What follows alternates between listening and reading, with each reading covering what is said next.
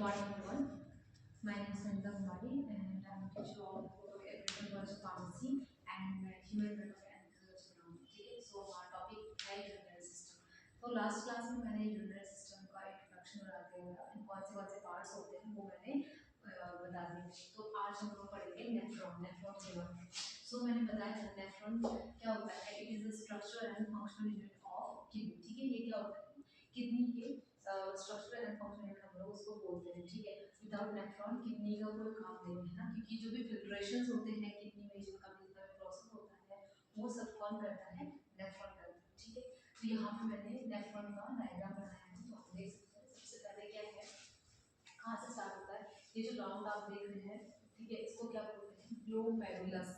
Glomerulus ये inside वाला part है एंड देन इसकी कवरिंग जो करता है उसको बोलते हैं बोमेन्स कैप्सूल.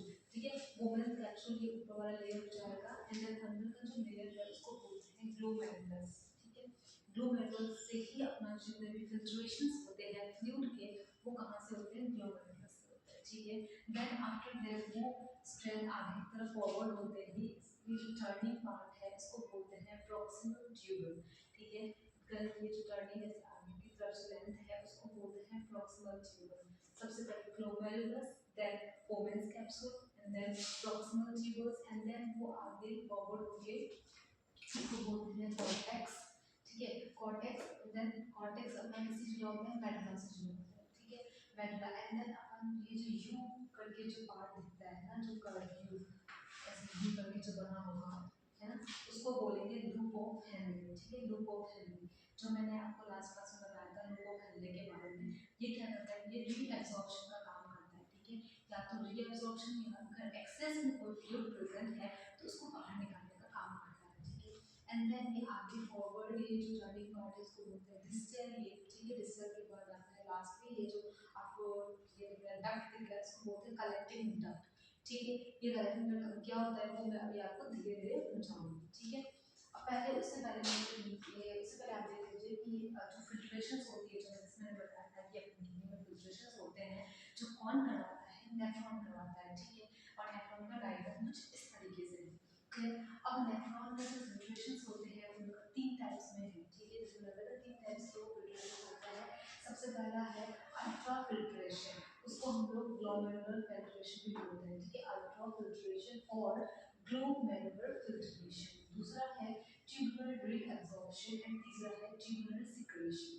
ठीक है, तीन टाइप्स के फिल्ट्रेशंस जो है वो प्रोसेस होते हैं कहाँ पे, नेफ्रॉन में होते हैं. ठीक है, अब ये जो ultra filtration and glomerular filtration जो है वो यहाँ पे होता है बोमेन्स कैप्सूल जो है वहाँ पे, जो ग्लोमेरुलस है वहाँ पे होते हैं. ये भी फर्दर तीन टाइप में क्लासिफाई किए गए हैं जैसे मैंने बताया था. इसमें तीन लेयर्स बनाए जाते हैं फिल्ट्रेशंस के. ठीक है, एक दो तीन.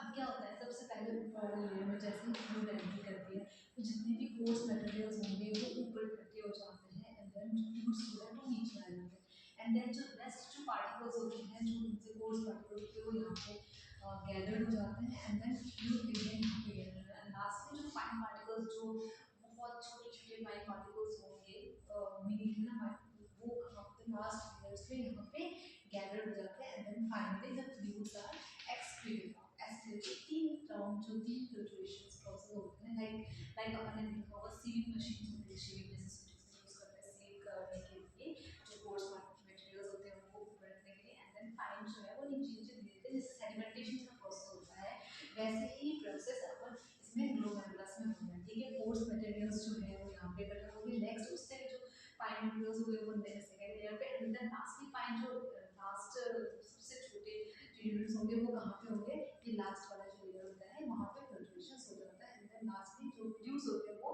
एक्सक्रीट हो जाते हैं. ठीक है, ये प्रोसेस कहाँ पे होता है, ये पूरा प्रोसेस जो है ये ग्लोमेरुलस में होता है. ठीक है, देन जैसे ही फिल्ट्रेशन प्रोसेस कंप्लीट हो जाता है जो फ्लूइड्स है वो बोमेन्स कैप्सूल में एंट्री करते हैं. ठीक है, जब ये बोमेन्स कैप्सूल में एंट्री करते हैं तो यहाँ पे जितने भी आयंस जैसे मैंने बताया था पोटेशियम कैल्शियम इन सब का क्या होता है, रीअब्जॉर्प्शन होता है बोमेन्स कैप्सूल. ठीक है, यहाँ पर रीअब्जॉर्प्शन हो जाएगा एंड फर्दर जो फ्लूइड्स है वो आगे की तरफ फ्लो करने लगेंगे. ठीक है, आगे की तरफ फ्लो करते प्रॉक्सिमल ट्यूबल से होते हुए यहाँ पे आता है कॉर्टेक्स में आता है. अब कॉर्टेक्स में आने के बाद यहाँ पे जो मेडुला प्रेजेंट है यहाँ पे भी रीअब्जॉर्प्शन का प्रोसेस स्टार्ट हो जाता protein sorry calcium magnesium potassium जितने भी आयंस होते हैं अगर वो प्रेजेंट है यहाँ पे, अगर वो एक्सेस अमाउंट में बॉडी में अगर एक्सेस अमाउंट में प्रेजेंट है देन वो एक्सक्रीट आगे की तरफ फॉरवर्ड कर देगा। बट अगर बॉडी में उसकी डेफिशिएंसी है तो वो क्या करेगा, इस फ्लूइड से वो रीअब्सॉर्ब कर देगा, रीअब्सॉर्प्शन यहाँ पे होगा। देन ये लूप ऑफ देन फर्दर वो जो फ्लूइड है वो लूप ऑफ हैंडल से होते हुए डिस्टल डिस्टल ट्यूबर की तरफ जाता है एंड देन लास्टली जो फ्लूइड्स होते हैं वो कलेक्टिंग डक्ट में कलेक्ट हो जाते हैं। ठीक है, सारे जो जितने भी फिल्ट्रेशंस होंगे वो सारे कहाँ पे कलेक्ट होते हैं, कलेक्टिंग डक्ट में, इसलिए इसको कलेक्टिंग डक्ट बोला गया है। ठीक है, ये सारे फ्लूइड्स यहाँ पे ये जो ट्यूब है ये इसमें कलेक्ट हो जाते हैं। ठीक है, अब ये कलेक्टिंग डक्ट जो है वो कहाँ पे मिलते हैं, ये मिलते हैं यूरेटर में, जो मैंने किडनी के डायग्राम में मैंने आपको समझाया था उसमें यूरेटर होते हैं, क्योंकि किडनी में फिल्ट्रेशंस हो गए देन लास्ट में वो कहाँ पे आएंगे, यूरेटर में आएंगे, देन यूरेटर से वो कहाँ जाता है, यूरेटर।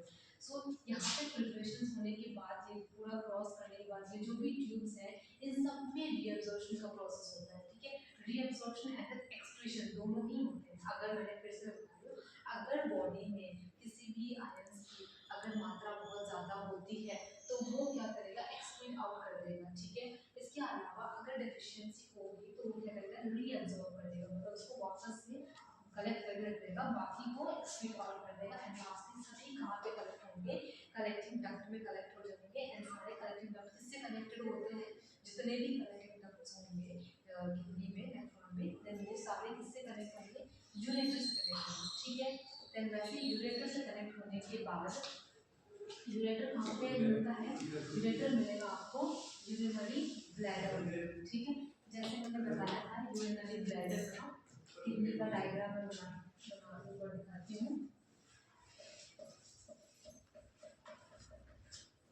ये फॉरवर्ड डायग्राम बना दूँ है ना, ये अपन किडनी है। ठीक है, अब ये जो किडनी है ये कहाँ पे कनेक्टेड है, किडनी जो है वो किससे कनेक्ट होता है, यूरेटर से कनेक्टेड होता है। ठीक है, तो किडनी क्या, किडनी में फिल्ट्रेशन होने के बाद ये कहाँ पे आएगा, यूरेटर में आएगा, जो कि मैंने आपको बताया ये यूरेटर यहाँ पे। ठीक है, तो ये जो कलेक्टिंग डक्ट होती है वहाँ पे जो सारे फ्लूइड्स कलेक्ट हो जाएंगे एंड देन वो कहाँ, ये कहाँ पास करेगा, उसको यूरेटर में पास करेगा। ठीक है, यूरेटर में जैसे ही आएगा वो उसके बाद कहाँ जाएगा, ये यूरिनरी ब्लैडर में, यूरिनरी ब्लैडर।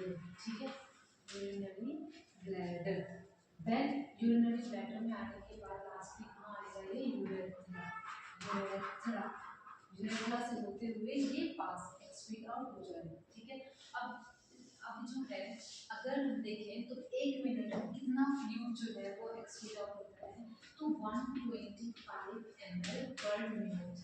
ठीक है, अगर हम देखें तो एक मिनट में कितने ml ये जो फिल्ट्रेशन किडनी कितने फिल्ट्रेशन करता है, 125 ml फिल्ट्रेशन करता है।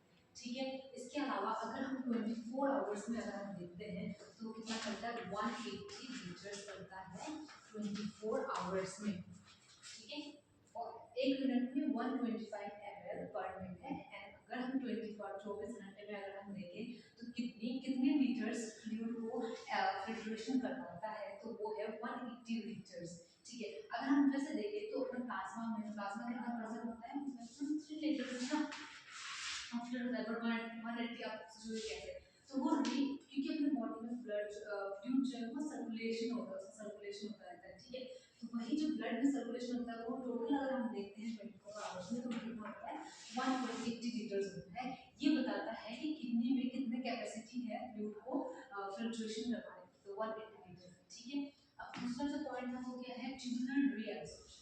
अब ट्यूबुलर रीअब्जॉर्प्शन मतलब क्या है, जैसे मैंने बताया इसमें फिल्ट्रेशन होते हैं तो रीअब्जॉर्ब होता है, तो कैल्शियम मैग्नीशियम जो भी होता है उसका रीअब्जॉर्प्शन होता है। ठीक है, एंड लास्ट पॉइंट है ट्यूबुलर सिक्रीशन। सिक्रीशन मतलब अगर वो चीज़ एक्सेस में है तो उसको एक्सक्रीट आउट करना। ठीक है, तो हम देख सकते हैं यूरिया पे मतलब जो अपनी यूरिन होता है, यूरिन में क्या प्रेजेंट होता है, यूरिया प्रेजेंट होता है and then uric acid present होता है, जो कि अपने बॉडी के लिए बहुत ही ज़्यादा हार्मफुल होता है। अगर वो अपने बॉडी में प्रेजेंट है तो वो बहुत ही हार्मफुल हार्म कॉसेस कर सकता है। ठीक है, इसीलिए यूरिया एंड यूरिक एसिड को बाहर निकालना जरूरी होता है। ठीक है, इसके अलावा अगर पोटाशियम की अगर जो वैल्यू है वो ज़्यादा होगी, एक्सेस में होगा, तो उसको भी एक्सक्रीट आउट करने का काम करेगा। ठीक है, एंड देन लास्टली क्या करता है, किडनी अपन पीएच को भी मेंटेन करने का काम करता है।